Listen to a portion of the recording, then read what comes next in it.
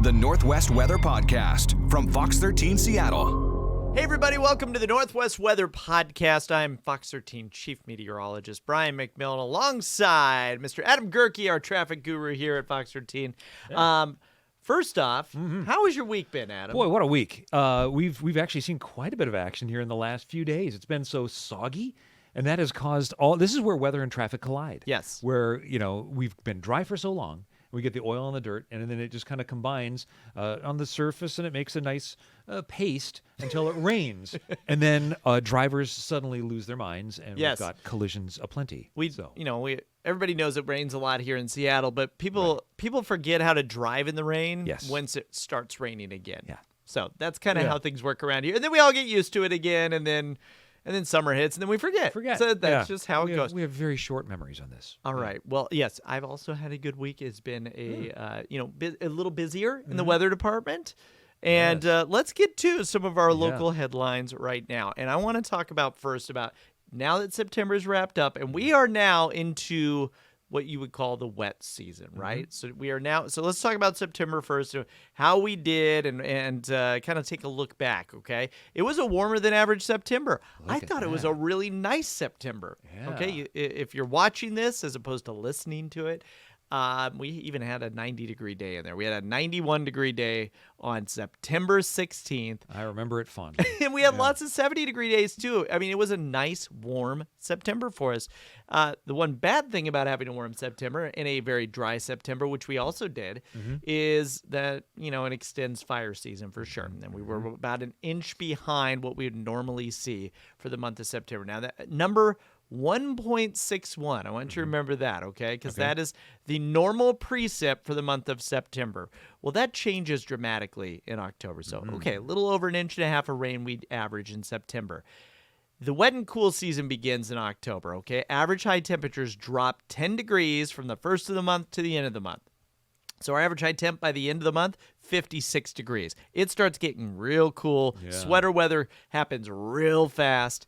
And on top of that, remember, we had a little over an inch and a half when it comes to average rainfall in September. We average almost 4 inches of rain in October. So here in Seattle, fall hits us like a hammer, man. It just, But you're not kidding. You're going from, I think you actually even said it this morning. We in a way, I think you were trying to say sweater weather, but it became sweaty. Sweaty weather. So we go from sweaty weather to sweater weather within a blink of an eye. And so you used it at 1.61. But how much did we actually get for the month of September? We didn't even get an inch. So we were well below that. So, I mean, if we do get our average, almost 4 inches, it's going to feel like a lot here in October. Yeah, it is. So hitting us pretty hard. Do you think we will make up for that missing inch or so? Well, right now, it doesn't look like it in our 7-day forecast, but we shall see. Okay. Usually the second half of October is way wetter than the first half of October, so we'll see how things pan out. I want to talk a little bit about air quality, okay? And actually, I'm gonna fix this graphic. I'm gonna pause it in the spot that I want it to be paused, and the reason for that is because we're gonna focus a little bit on Central Washington. Oh, look at that! Yeah. So Wenatchee, right in the middle, right there, okay, is in the red. So they're in unhealthy air, and they've been around the unhealthy to unhealthy for sensitive groups, even extremely unhealthy air for the past week or so. And that's all due to that Sugar Mountain fire, lower sugar low fire, I should say. Yes. Right? And the Labor Mountain fire. And the Labor Mountain fire. Yeah, I'm getting them combined in my brain. But yes, 2 massive wildfires burning out there. The lower Sugarloaf fire, over 40,000 acres. So a lot of this still pumping out a lot of smoke. They haven't had a lot of rain out that direction. That has impacted one of our biggest passes. We have 4 really well-traveled passes, maybe 5, I guess you could say. But Blewett Pass is a really important one on the east side of the Cascades. Runs north and south, US 97. And if you wanted to get to Leavenworth for Oktoberfest, if you were coming from, say, Wenatchee and trying to head north, or actually not quite Wenatchee, but off of I-90 and trying to get from anywhere along the I-90 corridor and trying to get up towards US 2, that's a no-go. I mean, you really have to want it because that is a massive drive around to the west or to the east, connecting back closer in towards almost Spokane in some regards. And why are we talking about this? Because Leavenworth, because Oktoberfest is this weekend out there.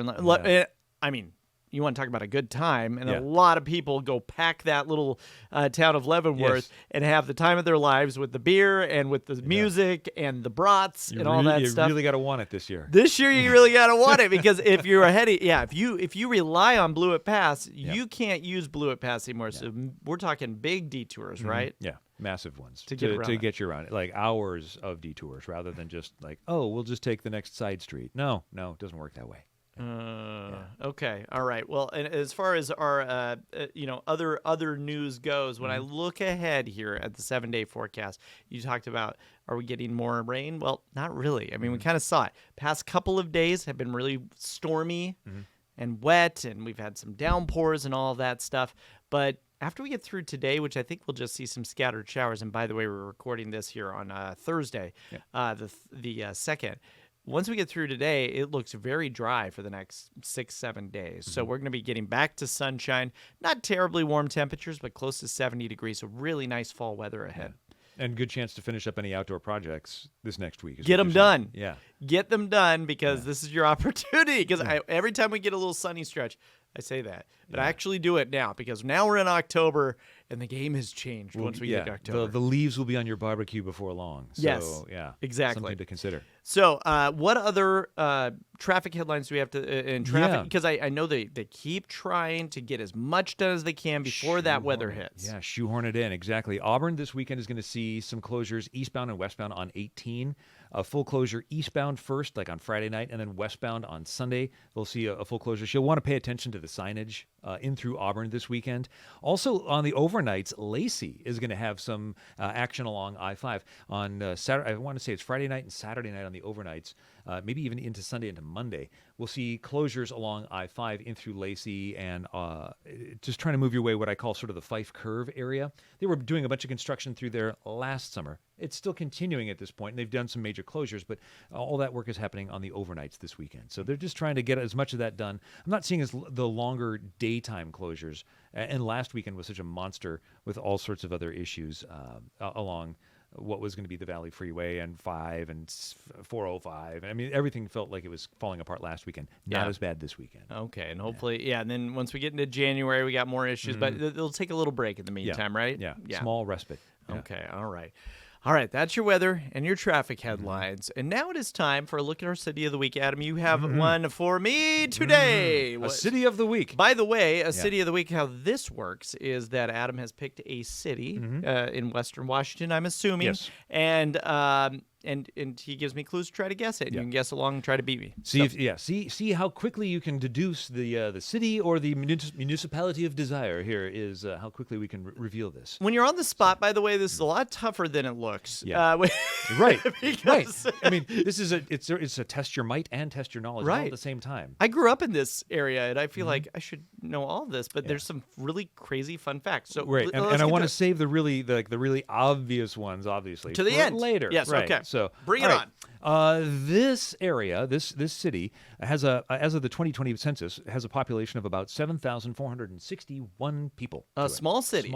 Smaller city. All right. Elevation 456 feet above sea level. Okay. So a little bit not higher. in the water. Yeah, but not in the water. Okay. This place was incorporated in 1909. An old small city. Okay. With all right. slight elevation to it. Okay. Arlington. Not a bad guess. But I like where you're thinking on this. But wrong. Yes, not a bad guess, but wrong. All-time weather record for record high was 105 in, I believe that was 2009. Okay. All right. That's their all-time high. 105. Okay. We're at about 500 feet elevation. Okay. All there right. happens to be a prominent mountain within the region that was named after Josiah Merritt. Okay. All right. That's a tricky one. Try that. Okay. King County. Are we talking King County? King County. Yeah. Okay. But this prominent mountain is a one mountain. It's not going to be Issaquah. No, but not a bad guess. Okay. But all right. this prominent mountain is one that folks regularly hike. This is a known hike. In fact, you may have even hiked on this mountain. Oh.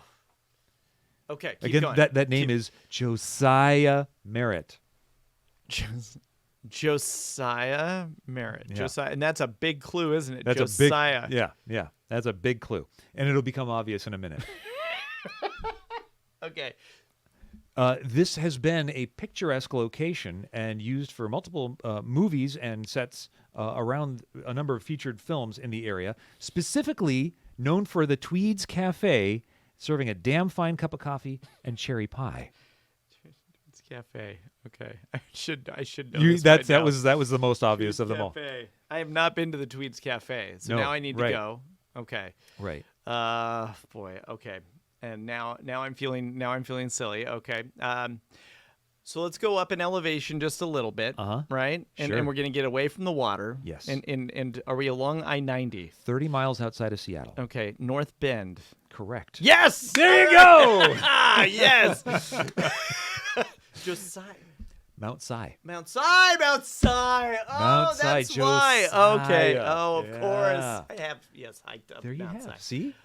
Whew, okay. Our brains are That wasn't smoking. Too bad. I know. Yeah. When you're on the spot, it's tough. That was a good one and beautiful, by the way. It is. That is a beautiful city, and that has blown up over the past few years. Absolutely has. Like it's not that far to get into town. I think of being right on I-90 like that. Yeah. And a lot of people have chosen to move out there, and because prices were low on the houses, Yeah. and now they're Not anymore. Not anymore. Not anymore. Yeah. Okay, well, thank you. You're That welcome. was fantastic. I hope you enjoyed it too and got it before me. Yeah. Let us know if you did, by the way. Thank you for listening to the Northwest Weather Podcast. We'll have another episode for you next week, and have a great day. Northwest Weather is available wherever you get your podcast.